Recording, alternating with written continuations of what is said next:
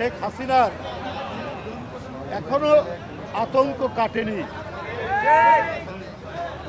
হাবিবুর রশিদ হাবিব আমার দেখা যত ছাত্র নেতা আমাদের পরে অত্যন্ত সজ্জন, স্বল্পভাষী, এক কথায় বলতে গেলে খুবই ভদ্র একটি ছেলে, আবার সংগ্রামী ছেলে। অন্যায়ের বিরুদ্ধে প্রতিবাদের তার কণ্ঠের যে আওয়াজ, এই আওয়াজ কখনো ম্লান হয়নি, ক্ষীণ হয়নি।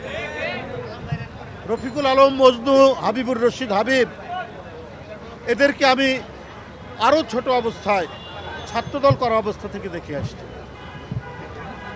এদের ঠিকানা আকাশের নিচে, আলো বাতাসের নিচে কম হয়, এদের ঠিকানা বেশি হয় লাল দেওয়ালের মাঝখানে।